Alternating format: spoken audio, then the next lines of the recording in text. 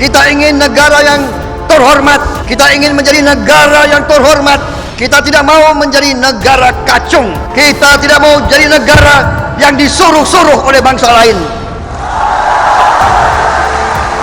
Kita tidak mau jadi negara yang kekayaannya diambil oleh bangsa lain.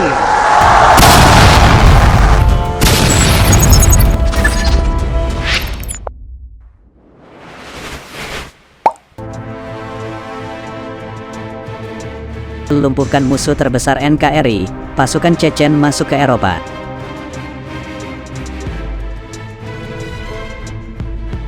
Sahabat bagi-bagi, seperti dugaan kita sebelum ini, kita mengatakan bahwa Chechen Warrior masuk menggantikan Wagner, dan fokus serangannya adalah ke sisi barat daya Ukraina, khususnya kota pelabuhan, kota Odessa. Kemudian minggu lalu, serangan masif mulai menghajar gudang pangan Odessa, dan dunia geger. Geger, karena sumber pangan biji-bijian, stoknya dibakar, dan dihajar roket Rusia. Namun hal itu tidak seberapa, dengan apa yang Putin sedang rencanakan, yaitu membuka front perang baru, walau perang ini akan melanggar artikel 5 NATO. Namun Putin agaknya tidak peduli, karena Putin tidak pernah mengubah rencananya, yang Putin ubah hanya caranya. Data yang intelijen mengatakan, Putin akan menyerang soft underbelly-nya NATO. Apa itu Achilles heel-nya NATO? Apa itu? Adalah sisi lemahnya NATO, kelemahannya NATO. Oke, Mimin akan gambarkan petanya kita ke peta Belarusia. Maka negara Belarusia menempel dengan beberapa negara anggota NATO, seperti Polandia, dan Estonia. Kita mau fokuskan ke sebuah wilayah antara Polandia dan Lituania. Ada wilayah milik Rusia bernama Kaliningrad. Negara bagian Federasi Rusia yang diambil dari Jerman pada saat Perang Dunia Kedua.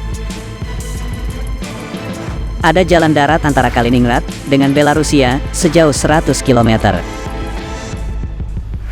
Land Bridge atau jalan setapak itu memiliki nama. Namanya adalah Suwalki yang merupakan wilayah NATO. Tentunya antara Polandia dan Lituania. Celah inilah yang disebut sebagai NATO Soft Underbelly atau NATO Achilles Heel, titik terlemah NATO. Bahkan disebut sebagai wilayah paling berbahaya pada saat ini. Karena melalui celah inilah, Polandia menghubungkan ketiga negara Baltik di dunia, Latvia dan Estonia.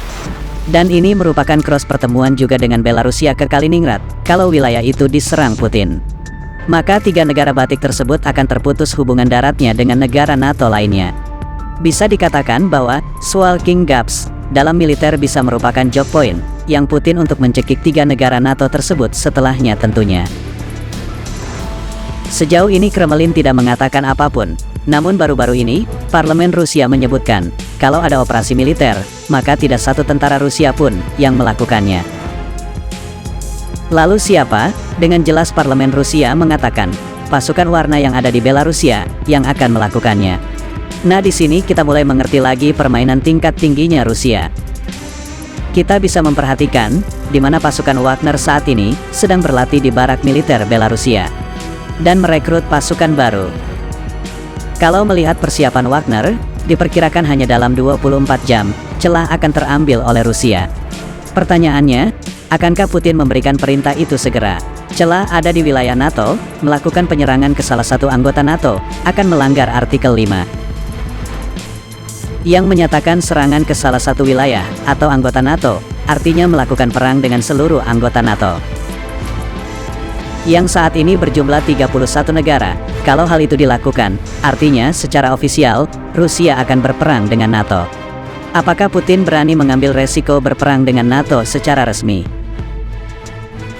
Kita hitung sebentar kekuatan Rusia di Kaliningrad. Ada 15.000 tentara Rusia di Kaliningrad. Ada pangkalan peluru kendali nuklir, ada Angkatan Laut Rusia, Armada Laut Baltik. Di sisi Belarus Rusia, ada 20 ribuan tentara Wagner, atau Work Dog ada di sana, dan bridge attack atau serangan mengambil jalan utama pernah War lakukan, sewaktu mengambil Crimea di tahun 2014, yang menghubungkan Crimea dengan wilayah Rusia. Jadi dapat dipastikan, mengambil celah bukan hal yang sulit dilakukan oleh Wagner. Di sisi lain, perang resmi dengan NATO adalah risiko besar bagi Rusia, sehingga secara logika, Putin tidak akan melakukannya.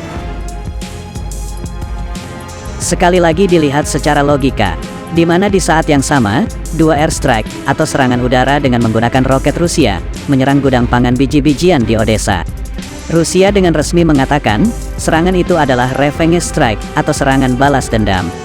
Membalas serangan di jembatan Crimea beberapa saat yang lalu. Bersama dengan itu Rusia menutup pelabuhan Laut Hitam, yang membuat kapal niaga tidak boleh lagi berlabuh, dan angkat jangkar dari pelabuhan Ukraina untuk menjual biji-bijian atau grain. Di mana Ukraina merupakan penghasil grain 15% dunia, dari 30% sebelum perang. Untuk komunitas tertentu, bahkan bagi sunflower seed merupakan 50% produk dunia. Mengapa Rusia menutup transaksi yang melalui Laut Hitam? Karena Rusia mengatakan, Ukraina melanggar perjanjian, yang harusnya, transaksi tersebut untuk kemanusiaan. Tapi digunakan Ukraina sebagai senjata, atau kombatan strategi menekan Rusia. Tindakan Rusia ini menjadi perhatian dunia, karena membuat pangan menjadi terbatas, dan harga-harga makanan lainnya, jadi naik harganya di seluruh dunia. Di dunia sekarang ini, serangan ke kota pelabuhan Odessa, yang makin meningkat, akan mengganggu lebih parah lagi ketersediaan grain atau biji-bijian di seluruh dunia.